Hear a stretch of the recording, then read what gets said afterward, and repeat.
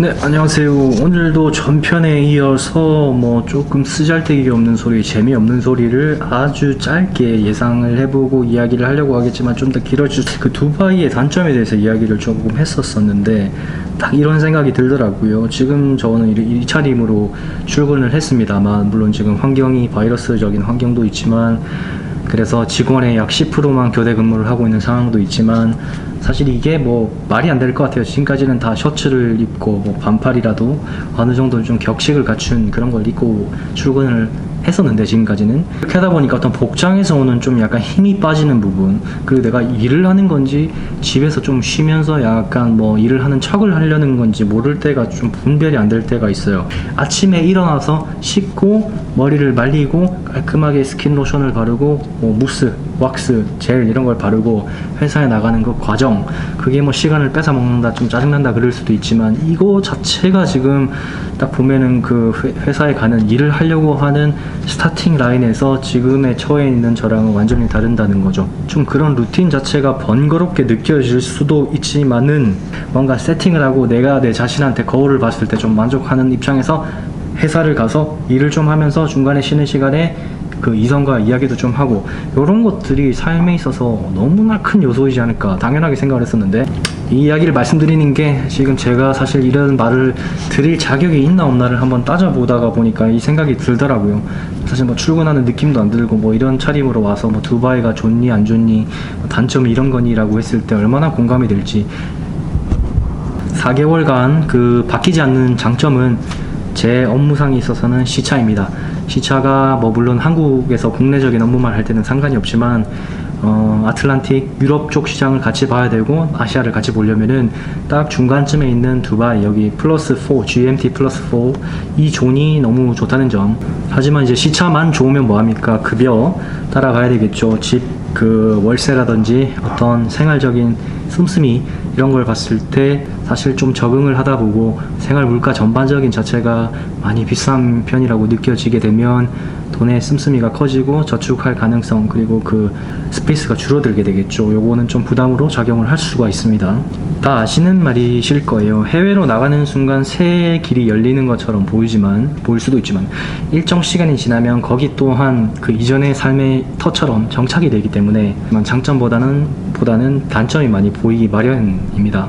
내가 해외에 나가려는 큰 포부를 가지고 나가려고 하는 거가 심리상이 큰지 아니면은 약간은 솔직히 깨놓고 말해서 도피성, 저 같은 경우에 해당하는데 도피성으로 해외에 나가려고 하는지, 물론 이제 본인 입장에서는 나는 도피가 아니다 나가려고 하는데 사실은 그 정착해서 뭔가를 하는 것에 대한 재미보다는 뭔가 미지의 세계 개척, 나폴레옹처럼 그런 부류의 사람들도 생각보다는 주변에 많더라고요. 근데 더군다나 주변에서 약간 부채질, 잘한다 라고 하면은 내가 그 길이 맞는구나 라고 본인도 모르는 사이에 어떻게 보면 세뇌가 되게 되고, 그런 의미에서 나는 아닐 거야 하지만 약간은 도피라는 말이 안 좋은 뜻으로 쓰는 게 아니라 약간은 그 현실에 벗어나기 위해서 해외로 나가자, 정착하고 있는 곳이 아닌 다른 곳으로 나가자라는 생각으로 온 건 아닌지 요거를 팩트 체크할 필요가 있습니다. 그래서 도피성으로 내가 해외를 가려는 건 아닌지 이런 거는 많은 독서랑 본인이 생각을 하거나 아니면 실판에 좀 적어보든지 화이트보드에 공책에 좀 적어보든지 해서 그 부분을 조금이라도 명확하게 선명하게 하고 나가는 게 좀 좋을 것 같다는 생각을 했고요.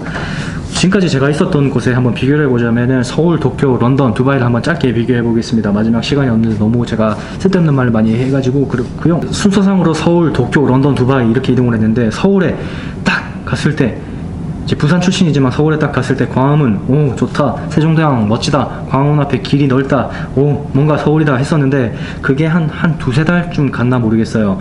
뭔가 저 같은 경우에는 조금 기업 내에서 소모품이라는 생각이 들었고 뭔가 조금 더 해볼 수 있을 것 같은데 그런 느낌도 들었는데 일어나지도 않고 아직 갈 길이 많이 길게는 20 몇 년씩 남아 있었는데 그때 너무 사고를 빨리 했는지 나는 이런 모습보다는 또 다른 그림을 그리고 싶다라고 해서 그만뒀던 적이 있습니다. 막연히 일을 하면서 많이 불안했었고요. 소모품처럼 어떤 주어진 일을 딱 클리어만 하면은 집에 갈 수 있었고 어느 정도 시간이 지나니까 조금 더 다른 미지의 세계에 대한 도전 이런 것도 좀 커지게 됐었고 이런 것들이 서울에서 느꼈던 점들이고요.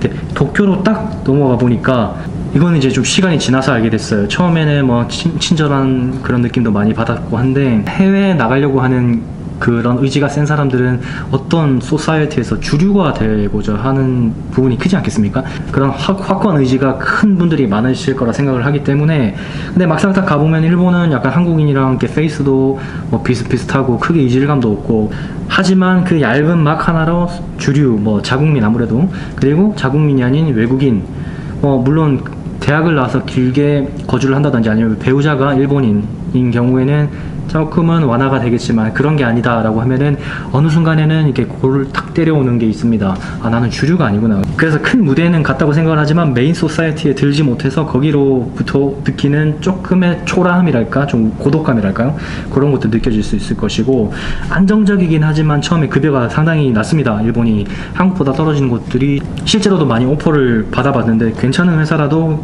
이게 이 정도밖에 안 되라고 놀랄 만큼 떨어집니다. 그리고 안정된 만큼 좀 페어라고 할 수 있는 게 조금 정체되어 있는 문화, 뭐 큰 잘못을 안 하면 잘리지가 않기 때문에 적체돼서 간다는 것, 그런 사람들이랑 케미가 좋으면 뭐 그렇다 치지만 안 좋았을 경우에는 끝까지 가야 된다는 거, 그래서 퇴사의 사유로도 연결이 될 수도 있다는 점. 자, 여기서도 크게 좋은 점은 없죠. 그 다음 넘어가 볼게요. 런던 딱 가니까 여기는 이제 대놓고 달라요. 눈동자 색깔도 다르고 완전히 비주류. 나는 그냥 일본어는 조금 뭐 발음 굴려가지고 고니치와 뭐 이렇게 하고 하면은 좀 잘 봐주고 했는데, 런던 가니까 이게 완전히 사람 자체가 달라요. 뭐 피부 스킨도 그렇고, 특히 저는 눈동자 거기 사람 파란색인데 저는 갈색이에요. 아시안이 안 좋다는 게 아니지만, 그래서 처음부터 이렇게 깨놓고 가니까 완전히 뭐 일상 그 출근을 했을 때부터 패턴도 다르고, 그냥 얘기하는 유머 코드도 다르고, 인종차별을 정말 당하려고 당하는 게 아니지만 그렇게 느껴지는, 비슷하게 느껴지는 것도 많고, 하나의 에피소드는 예를 들면 다 같이 이렇게 일을 하고 있다가 재채기를 하잖아요. 재채기 에치 하면은 옆에서 bless you라고 해주는데, 저 같은 경우는 이상하게 조금 제가 뭐 좀 잘못 재채기를 했는지 뭐 입을 막고 제대로 한 것 같은데 bless you라고 말 안 해주더라고요. 그래서 주변의 사람들한테는 다 해주는데 저한테만 왜 안 해줘? 이렇게 돼서 이게 뭐 차별인가 뭐 이렇게 생각을 했던 적들도 있습니다. 분명 뭐 좀 아닐 거라고 좋게 믿고 싶지만. 그리고 뭐 한때 전 세계 뭐 해가 지지 않는 나라에서 뭐 대륙을 다 막 점령하고 식민을 해서 전 세계 절반을 거머쥔 나라라는 명색에 어울리지 않게 막 낙후돼 있어요. 한국도 지금 굉장히 선진화된 탑 뭐 10이라는 국가에 들어가고 있고 하지만, 또 다른 그 쓸데없는 고민을 해보자면 20, 30년 이후 또는 조금 더 이후에 지금의 영국처럼 한때 주름 잡았던 나라가 지금 이렇게 떨어진 것처럼 낙후되고 떨어지고 하는 그런 날이 분명히 오지 않을까, 그런 생각도 좀 해보면서, 완벽한 영어 구사가 안 되면 또 더군다나 영국 영어는 좀 다르기 때문에 뭐 비교적 이민자가 많은 영국에서도 그 한국인 아이덴티티로서 쭉 살아가는 것이 조금은 디메리트를 가지고 살아가는 부분들이 아닌가. 거기도 또 물가가 너무나 세기 때문에 어느 정도 받아서는 또 그 유지가 힘들 거라고요. 여기서 있어서도 크게 장점이 많이 안 보이시죠. 두바이 짬뽕인 것 같아요. 진짜 뭐 인종, 특히 뭐 그때 말씀드렸지만 인도, 파키, 뭐 필리핀 계열도 많고, 중국인들은 예전에 비해서는 좀 많이 보이진 않는데 많이 좀 돌아갔나 잘 모르겠지만, 그 국제적인 어떤 흐름으로 봤을 때 시차가 용이하다는 것 빼고는 그 월급 같은 경우는 완전 케바케입니다. 정말 적게 받는 사람은 진짜 상상도 못할 만큼 하루에 뭐 1,000원짜리 밥 먹기가 힘든 사람들도 있고, 반대로 얘기했을 때는 하루에 막 1,000만원, 2,000만원짜리 그 숙소 제일 비싼 거 호텔 하루에 막 숙박 2,000만원씩 하는 데서 뭐 계속 자도 돈이 남아도는 사람들도 있고, 정말 생각을 깊이하면 깊이할수록 골 때리는 그런 문제들. 그리고 저 같은 이제 나름의 구르메라고 자랑을 하는 미식가들 입장에서는 두바이의 음식이 뭐 제대로 된 걸 먹어본 적이 없어서 그런 걸지도 모르겠지만, 웬만큼 내서는 정말 좀 약간 서비스가 떨어진다. 그 혀를 자극하는 그 음식에서 오는 행복감이 없다. 자, 뭐 대충 요 정도일 것 같고요. 그 밖에도 생활적인 뭐 장단점이 있을 거라고 생각을 합니다. 아무튼 모든 사람은 다 후회를 한다고요.